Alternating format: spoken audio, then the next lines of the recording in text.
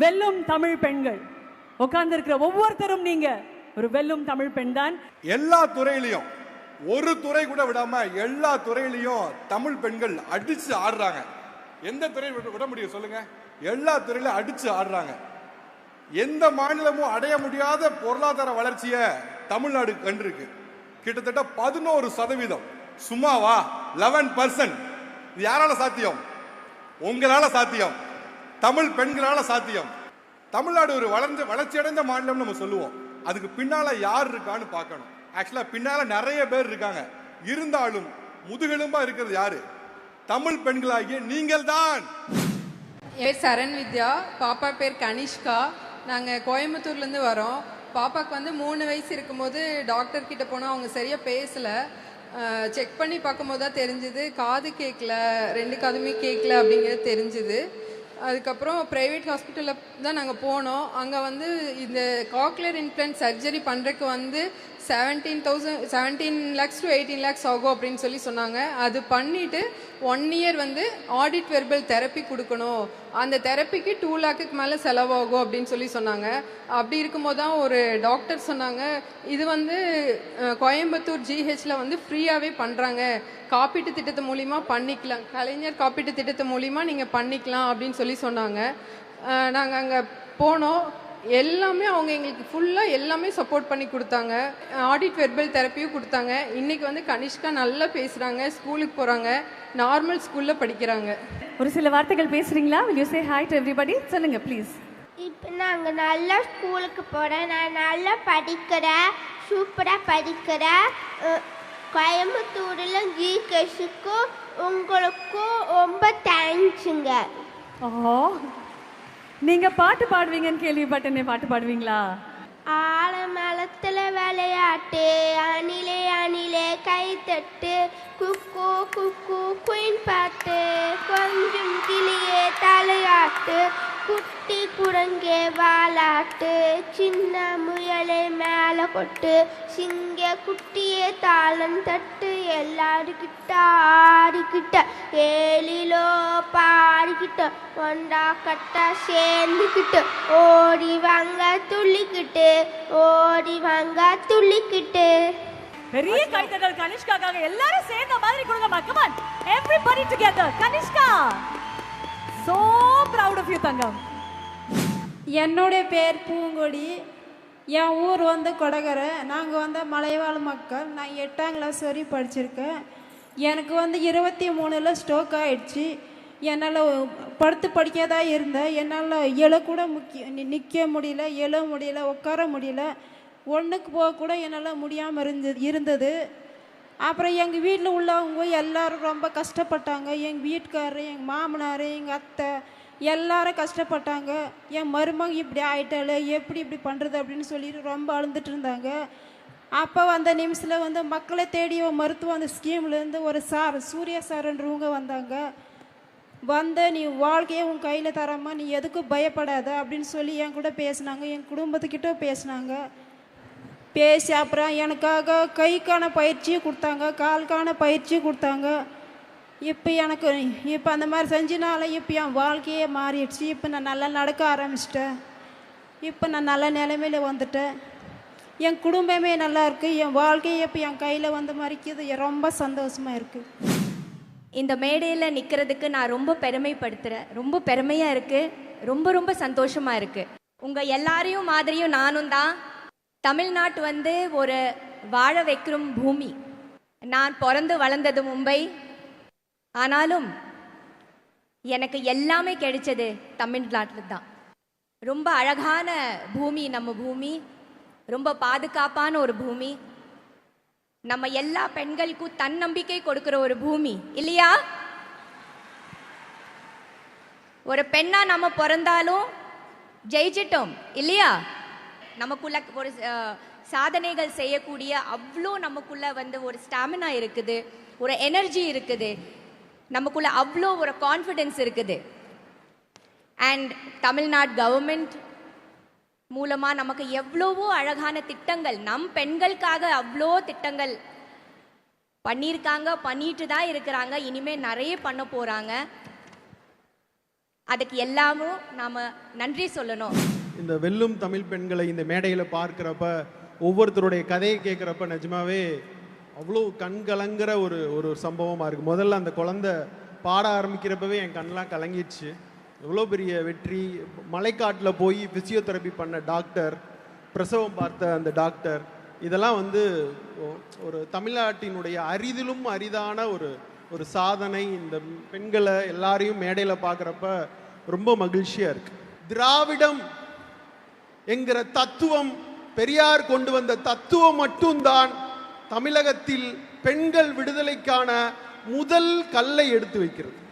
பெண்கள் இவ்வளோ பெரிய சக்தியாக வணங்கி கொண்டிருக்கிற, அபகரிக்கிற ஒரு பொருளாக பார்த்து கொண்டிருக்கிற இந்த ஆணாதிக்க சமூகத்தில் சக மனுஷியாக ஒரு பெண் பெரிய இடத்தில் ஜெயித்து நிற்கிறார். 140 கோடி இந்தியாவில் 70 கோடி பெண்கள் எழுந்து நின்றால் இந்தியா பெரிய வல்லரசாக மாறி இருக்கும். அதை இந்த வெல்லும் பெண்களுடைய சபையில் நான் கண்ணார பார்க்கிறேன். உங்கள் அனைவருக்கும் ஒரு அண்ணனாக, ஒரு தகப்பனாக, ஒரு நண்பனாக உங்கள் வெற்றிக்கு எந்நேரமும் என் குரல் ஒலித்து கொண்டே இருக்கும். நன்றி. என்னோட பேர் ராஜேஸ்வரி, வத்திராயிருப்பு பேரூராட்சியிலேருந்து வந்திருக்கிறேன். 10வது வார்டோட முதல் பெண் கவுன்சிலர் நான் என்பதில் சந்தோஷப்படுறேன், ரொம்ப சந்தோஷப்படுறேன்.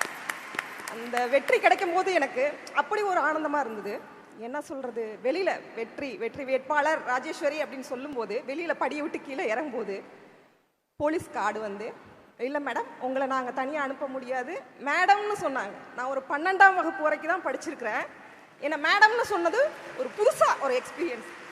அப்படி ஒரு சந்தோஷம் இருந்தது. மேடம்னு சொல்லும்போது யாரையோ கூப்பிட்றாங்க அப்படின்னு சொல்லி நான் திரும்பி பார்த்தேன். என்னோட வீட்டுக்காரு, உன்னதாம்மா கூப்பிட்றாங்க, உனக்கு தான் ரெஸ்பான்ஸ் கொடுக்குறாங்க, என்னன்னு கேளு அப்படின்னாங்க.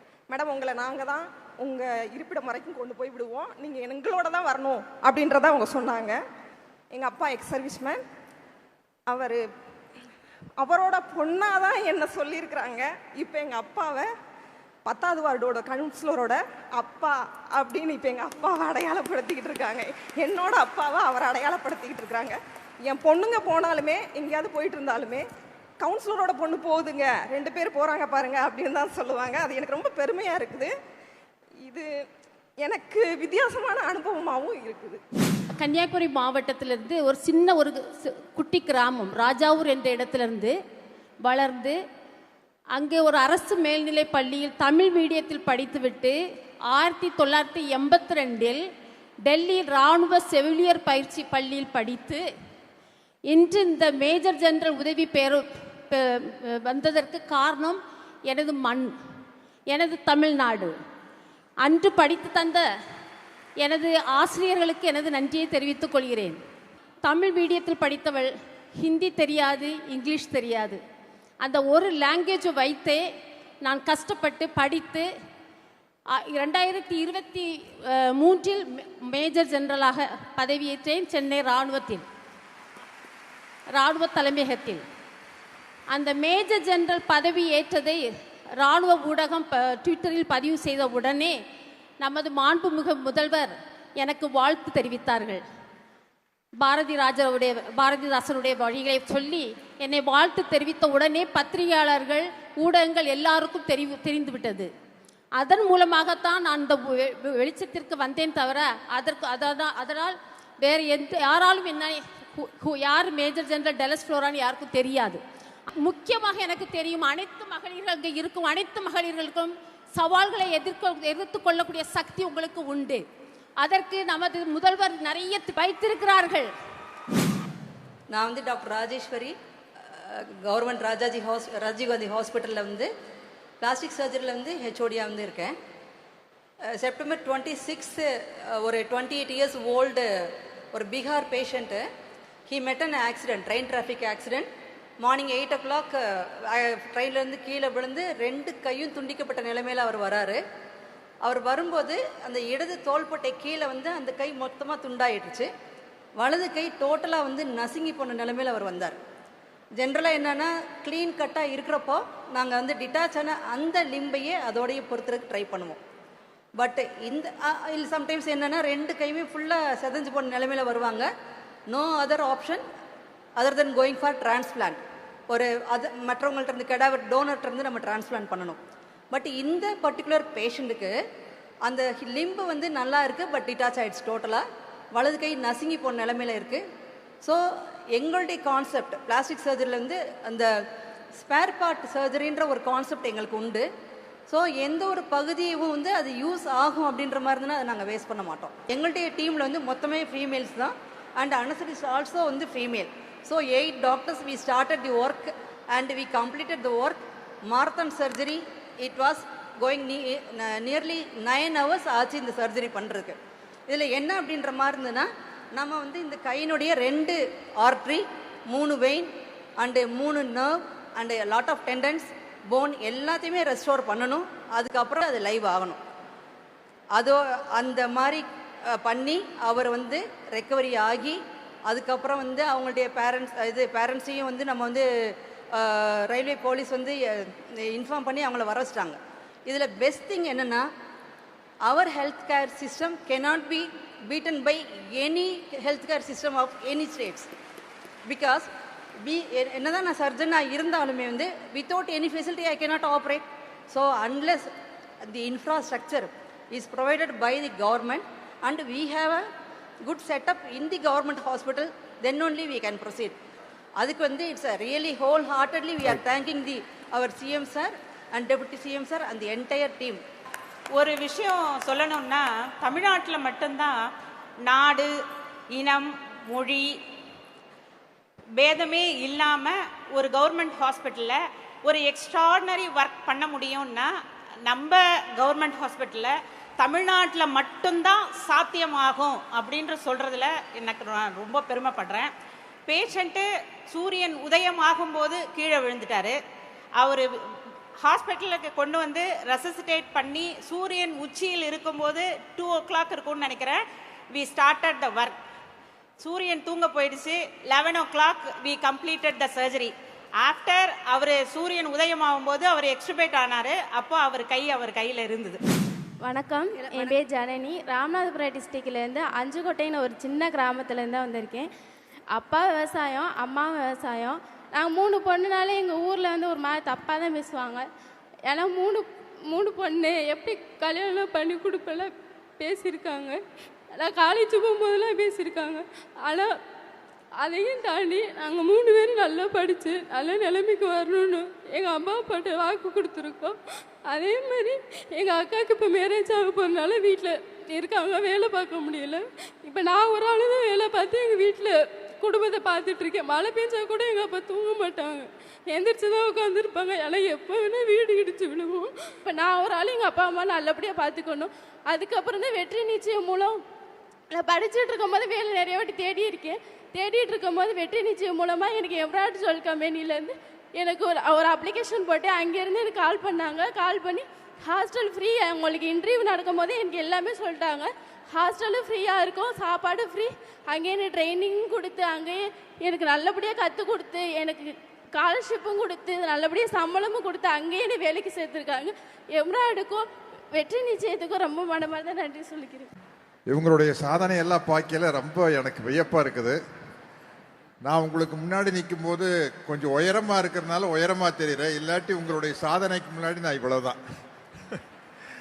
இவ்வளோ பெரிய வெற்றி, உங்களுடைய வாழ்க்கை பிரச்சனைகள் எல்லாம் சொல்லும்போது எனக்கே ரொம்ப வியப்பாக இருக்குது, அதிசயமாக இருக்குது. எந்த அளவுக்கு மனதைரியத்தோட நீங்கள் உறுதியோட வாழ்க்கையில் உழைச்சிருந்தீங்கன்னா இந்த அளவுக்கு வந்திருக்க முடியும் அப்படின்னு நினைக்கிறேன். ஏன்னா எனக்கு இது புரிஞ்சுக்க முடியல. நான் கொஞ்சம் வசதியான குடும்பத்தினுடைய பின்புலத்திலிருந்து வந்ததுனால உங்கள் கஷ்டங்களை எல்லாம் நேரில் பார்த்து தெரிஞ்சுக்க முடியாது. நீங்கள் சொல்லும்போது எனக்கு வியப்பாக இருக்குது. எப்படி இந்த அளவுக்கு தைரியமாக இந்த மாதிரி ஒரு வறுமையின் பிடியில் இருக்கிற ஒரு குடும்பத்தில் நான் இருந்திருந்தேன்னா இப்படி என்னால் வந்திருக்க முடியுமான்னு என்னால் தெரியல. அது இந்த கண்கொள்ளா காட்சியை பார்ப்பதற்கு இங்கு தந்தை பெரியாரும் அண்ணாவும் முத்தமிழறிஞர் டாக்டர் கலைஞர் அவர்களும் இல்லையே என்ற வருத்தம் தான். முத்துலட்சுமி ரெட்டி அப்படிங்கிற ஒருத்தர் தான் ஒரு மிகப்பெரிய சாதனை படைத்த முதல் பெண் மருத்துவர். அதுக்கப்புறம் மூவலூர் ராமாமிர்தம் அம்மா அவர்கள் ஒரு மிகப்பெரிய புரட்சியை செய்து பெண்களுக்காக பாடுபட்டார். இப்படி தொடர்ந்து வந்திருக்குன்னா இன்னைக்கு நீங்கள்லாம் இந்த அளவு இருக்கிறது காரணம் அதனுடைய வேர் எதுன்னு பார்த்தீங்கன்னா இந்த 100 வருட திராவிட சித்தாந்தத்தினுடைய வீச்சு தான் நீங்கள்லாம். இது நீங்கள் உங்களுக்கு தெரிஞ்சவங்ககிட்ட கேட்டு தெரிஞ்சுக்கங்க. என்ன நம்ம அந்த வேர்களை நாம் புரிஞ்சுக்கிட்டாதான் நாம் எந்த அளவுக்கு இந்த திராவிட மாடல் அரசுக்கு துணையாக நிற்க வேண்டும் என்பது உங்களுக்கு தெரியும்.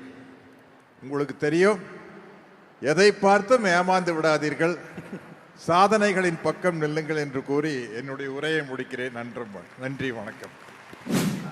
திட்டங்களை மாதிரியே திட்டங்களுக்கு வைக்கப்படுகிற பெயர்கள் ரொம்ப ரொம்ப முக்கியமானது அப்படின்னு நான் நினைக்கிறேன். தமிழ்நாடு அரசினுடைய திட்டங்களுடைய பெயர்கள் இருக்கு இல்லையா, அது ஒரு வரலாற்று முக்கியத்துவம் வாய்ந்த ஒரு செயல்பாடாக இருக்கிறது அப்படின்னு. உதாரணத்துக்கு சொல்கிறதா இருந்தால், இப்போ நீங்கள் மணிமேகலை புத்தர் இருக்கிற காப்பியம், அந்த காப்பியத்தில் செவிடு, குருடு, ஊமை இப்படி சொல்ல மாட்டாங்க. காது கேளாதார், வாய் பேசாதார், பார்வையற்றோர், அப்படி. அதுதான் தமிழ் பண்பாட்டினுடைய உச்சம்னு சொல்லலாம். கிட்டத்தட்ட இது ஒரு 2000 வருஷத்துக்கு முன்னால். நான் அப்படியே இன்னைக்கு நிற்கிற 2025 நின்றுட்டு இருக்கேன். நம்முடைய மாண்புமிகு முதல்வர் முன்னால் நின்று பேசிக்கிட்டு இருக்கேன். இங்கே இவர்கள் வைக்கிற திட்டத்தினுடைய பெயர்களை நீங்கள் பாருங்கள். கட்டணமில்லா பயணம், இலவச பயணம் இல்லை. மகளிர் உதவித்தொகை இல்லை, மகளிர் உரிமை தொகை. இப்போ பார்த்தீங்கன்னா தமிழ்நாட்டினுடைய திட்டங்கள் இந்தியாவினுடைய மற்ற மாநிலங்களுக்கு எப்படி ஒரு பெஞ்ச் மார்க்காக மாறுது அப்படிங்கிறத பற்றி நம்ம பேச வேண்டிய இடத்துல இருக்கோம். ஏன்னால் இங்கே இருக்கக்கூடிய கட்டணமில்லா பயணம் பக்கத்தில் இருக்கிற கர்நாடகாவுக்கு போகுது, அதுதான் தேர்தல் அறிக்கை திட்டமாக மாறுது. அதே மாதிரி இங்கே பயன்படுத்தக்கூடிய அத்தனை திட்டங்களும் பார்த்தீங்கன்னா வட இந்திய மாநிலங்கள் வரைக்கும் பரவிக்கிட்டு இருக்கு. ஒரு ட்ரெண்ட் செட்டராக ஒரு பெஞ்ச் மார்க்கை உருவாக்கி கொண்டிருக்கக்கூடிய இந்த தொலைநோக்கு இருக்குல்ல, இன்னும் நூற்றாண்டுகள் திராவிட மாடல் இந்த தமிழ்நாட்டை முன்னேற்றி இந்தியாவினுடைய ஒரு முன்மாதிரி மாநிலமாக மாற்றுவதற்கு நாம் எல்லாரும் துணை நிற்கணும். அவர்கள் செயல்பட வேண்டும். அவர்கள் செயல்படுவதற்கு நான் மனப்பூர்வமாக என் வாழ்த்துக்களையும் நன்றிகளையும் தெரிவிச்சுக்கிறேன். நாம் எல்லாம் கூட நிற்போம். அடுத்த முறையும் இந்த லெகசி தொடரணும். உங்கள் அத்தனை பேருக்கும் என் மனம் நிறைந்த வாழ்த்துக்களை தெரிவித்துக் கொள்கிறேன். நன்றி. என் பேர் சாரா. நான் திருவண்ணாமலை மாவட்டத்திலிருந்து இலங்கை முகாமிலிருந்து வர்றேன். எங்கள் வீட்டில் மொத்தம் 4 பேர். அம்மா, அப்பா, நான், அண்ணா. நாங்கள் ஃபஸ்ட்டு ஆர்னியில் ஒரு ரைஸ் மில் குடோனில் தான் நாங்கள் இருந்தோம். 100 குடும்பத்துக்கு மேலே அங்கே தான் இருந்தோம். ப்ளே ஓர்டில் தான் எங்களுக்கு வீடு 10க்கு 10 ப்ளே ஓர்டில் தான் எங்களுக்கு வீடு கட்டி கொடுத்துருந்தாங்க. ஃபஸ்ட்டு நாங்கள் அங்கே தான் இருந்தோம். மழை பெஞ்சாலுமே வீட்டுக்குள்ளே மழை பெய்யும். நான் ஒரு பக்கம், அண்ணா ஒரு பக்கம், தண்ணியை பிடிச்சி வெளியில் ஊற்றுற மாதிரி தான் இருந்துச்சு. கிச்சன் பார்த்தா வீட்டில் இருந்து ஒரு 15 ஸ்டெப்பு தள்ளி தான் கிச்சன் வெளியில் போகிற மாதிரி இருந்துச்சு. கிச்சன்லேருந்து பாத்ரூம் போகிறதுக்கு அது கொஞ்சம் ரொம்ப தூரமாக 30 ஸ்டெப்பு அப்படி இருந்துச்சு. மழை பெய்யும் போலாம் நிறைய டைம் பாத்ரூம் போகாமல் கூட இருந்திருக்கோம். ஏன்னா உள்ளே பூச்சி அப்படிலாம் இருக்குன்னு சொல்லிட்டு போகாமல் இருந்திருக்கிறோம். நானே நிறைய டைம் போகாமல் இருந்துட்டு இதுக்காகவே நான் டெய்லி ஸ்கூல் போவேன். ஏன்னா ஸ்கூலில் போய் ரெஸ்ட் ரூம் போய்க்கலாம் அப்படின்னு மாதிரி அப்படி தான் நாள் ஓடிட்டு இருந்துச்சு. நாங்கள் 33 வருஷமாக அங்கே தான் இருந்தோம். இப்போ 2 வருஷமாக தச்சூரில் எங்களுக்கு முதல்வர் சார் எங்களுக்கு வீடு கட்டி கொடுத்துருக்காரு. எங்களுக்கு வீட்டுலேயே பாத்ரூம் இருக்குது, வீட்டிலையே கிச்சனு இருக்குது. நாங்கள் வெளியில் போகணுன்னு எங்களுக்கு அவசியமே இல்லை. எங்களுக்கு அது வீடு இல்லை. அங்கே இருக்கிற எல்லாருக்குமே அது ஒரு கோயில் மாதிரி தான் நாங்கள் அதில் இருக்கிறோம். அப்பா உங்களுக்கு தெரியுமான்னு தெரியலை, நீங்கள் இதே ஸ்டேஜில் இருந்து தான் வெற்றி நிச்சயத்தை தொடங்கி வச்சிங்க. நீங்கள் வெற்றி நிச்சயம் வெற்றி நிச்சயம் வெற்றி நிச்சயம்னு சொன்னீங்க. அதே ஸ்டேஜில் இந்த பல கோடி பெண்களில் நானும் ஒரு பொண்ணாக நான் இந்த வெற்றி எனக்கு நிஜமாகவே என் வாழ்க்கையில் வெற்றி நிச்சயமாக மட்டும்தான் ஆயிருக்கு. நான் இங்கே நிற்கிறேன். நான் ஒரு கச்சிப்பில் உங்களுக்கு ஒரு எம்ப்ராய்டிங் போட்டு வந்திருக்கிறேன்ப்பா. அது உங்களுக்கு தரணும்னு நான் ஆசைப்பட்றேன். தரலாமா?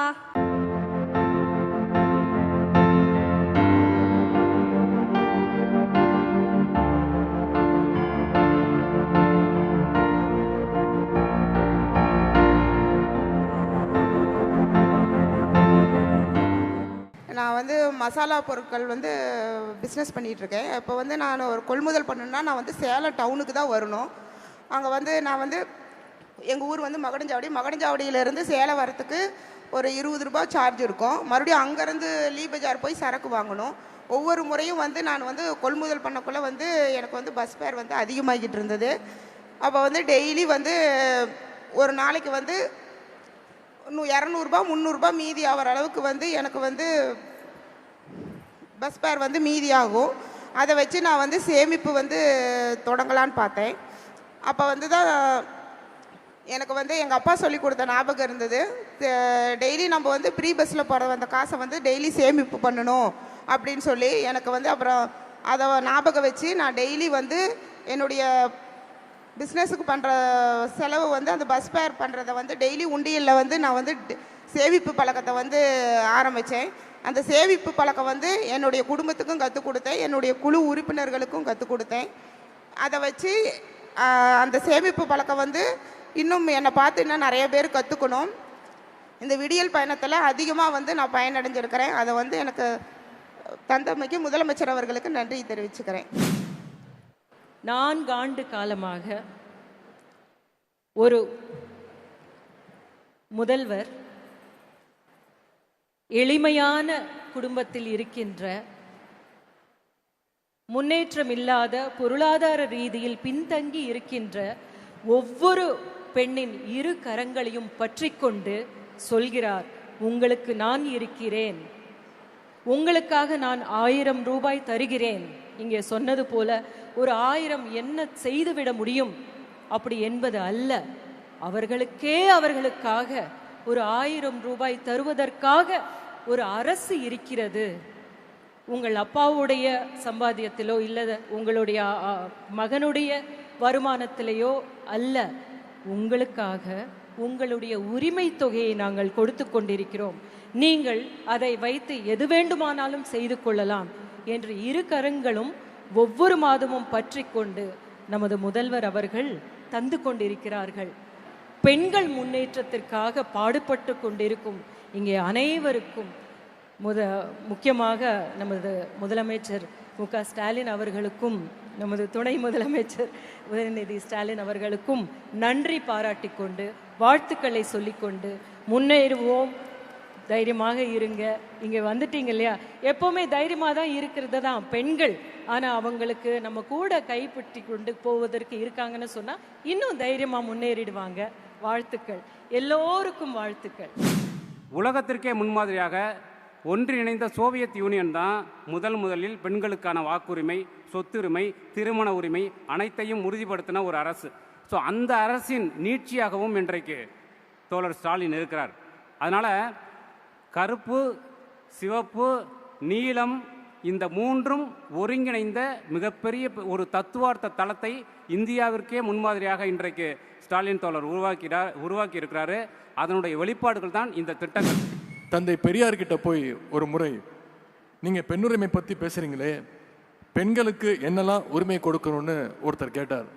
அதற்கு பெரியார் சொன்ன பதில் ரொம்ப சிம்பிளாக சொன்னார். பெரியார், ஆணுக்கு என்னென்ன உரிமைகள் இருக்கோ அது எல்லாமே பெண்களுக்கு கிடைக்கணும் அப்படின்னு சொன்னார் பெரியார்.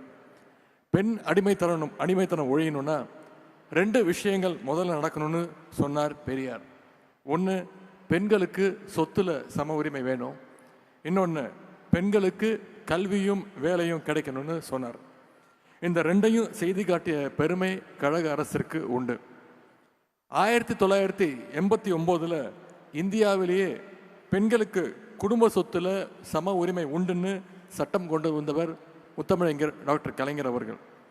இந்தியாவிலேயே முதலாக மகளிர் சுயஉதவி குழுக்களை தொடங்கியவர் டாக்டர் கலைஞர் அவர்கள். காவல்துறையில் இந்தியாவிலேயே முதலாக பெண்களை நியமனம் செய்தவர் டாக்டர் கலைஞர் அவர்கள். அவர் வழியில் நம்முடைய முதலமைச்சர் அவர்களும் இன்றைக்கு பெண்களுக்கான பல அடுக்கடுக்கான திட்டங்களை நிறைவேற்றி வருகின்றார். 2021 தான் முதலமைச்சராக பொறுப்பேற்ற அன்றே அவர் போட்ட முதல் கையெழுத்து மகளிருக்கான அந்த விடியல் பயண திட்டத்திற்கான கையெழுத்து. இந்தியா முழுவதும் ஃபேக்ட்ரிஸில் வேலை பார்க்குற பெண்களில் 43% பேர் தமிழ்நாட்டை சேர்ந்த பெண்கள் அப்படிங்கிற பெருமையோடு இன்னைக்கு நம்முடைய மாநிலம் செயல்பட்டு கொண்டிருக்கிறது. விளையாட்டு துறையிலையும் தேசிய மற்றும் சர்வதேச போட்டிகளில் தமிழ்நாட்டு வீராங்கனைகள் இன்னைக்கு தொடர்ந்து சாதனைகளை படைச்சிட்டு வராங்க. அதற்கு ஒரு சிறந்த உதாரணம் தான் இங்கே மேடையில் உங்கள் முன்னே அமர்ந்திருக்கக்கூடிய என்னுடைய தங்கை துளசிமதி முருகேசன் அவர்கள். காஞ்சிபுரத்தில் ஒரு ஏழ்மையான குடும்பத்தில் பிறந்து மாற்றுத்திறனாளி தான் தங்கை துளசிமதி அவர்கள். தன்னோட தன்னம்பிக்கையாலும் விடாமுயற்சியாலும் இன்னைக்கு உலக அளவில் பேரா பேட்மிண்டனில் பல்வேறு சாதனைகளை தொடர்ந்து படைச்சிட்டு வராங்க தங்கை அவர்கள். சமீபத்தில் பாரிஸில் நடந்த பேரா ஒலிம்பிக்கில் சில்வர் மெடல் அடித்து இன்னைக்கு தமிழ்நாட்டிற்கும் இந்தியாவுக்கும் பெருமை சேர்த்த தங்கை தான் துளசிமதி முருகேசன் அவர்கள். அதன் மூலமாக பேரா ஒலிம்பிக்கில் ஃபைனல்ஸ் வரைக்கும் போன முதல் இந்திய பேரா பேட்மிண்டன் வீராங்கனை அப்படின்ற பெருமை அவங்களுக்கு சேரும். அது மட்டும் இல்லை, நம்முடைய அரசு சார்பாக சமீபத்தில் கல்பனா சாவ்லா விருதையும் நம்முடைய முதலமைச்சர் அவர்கள் தங்கைக்கு கொடுத்திருந்தாங்க. மாற்றுத்திறனாளி என்பதை தாண்டி பலருடைய வாழ்வில் மாற்றத்தை ஏற்படுத்தும் அளவிற்கு தங்கை துளசிமதி மற்றவங்க அத்தனை பேருக்கும் நம்ம அனைவருக்கும் ஒரு ரோல் மாடல், ஒரு இன்ஸ்பிரேஷன். அவங்களுக்கு என்னுடைய வாழ்த்துக்களை நான் தெரிவித்துக் கொள்கிறேன். நம்ம லட்சிய பயணத்தில் மிகப்பெரிய முன்னெடுப்பா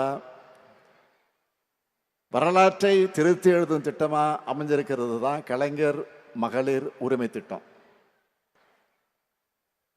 இந்த திட்டத்தை அறிவிக்கும் போதே தெளிவா சொல்லிட்டோம், இது உதவித்தொகை இல்லை, உரிமை தொகை. இந்த கலைஞர் மகளிர் உரிமை திட்டத்தோட வெற்றியினுடைய உச்சம் என்ன தெரியுமா? அண்டை மாநிலங்கள் கூட இந்த திட்டத்தை தங்களுடைய மாநிலங்களில் செயல்படுத்திக்கிட்டு இருக்காங்க. இன்னும் சொல்றேன், மக்கள் நல திட்டங்களை இலவசங்கள்னு கொச்சைப்படுத்துறவங்க கூட இந்த திட்டத்தை அவங்க மாநிலங்களை செயல்படுத்த தொடங்கிட்டாங்க.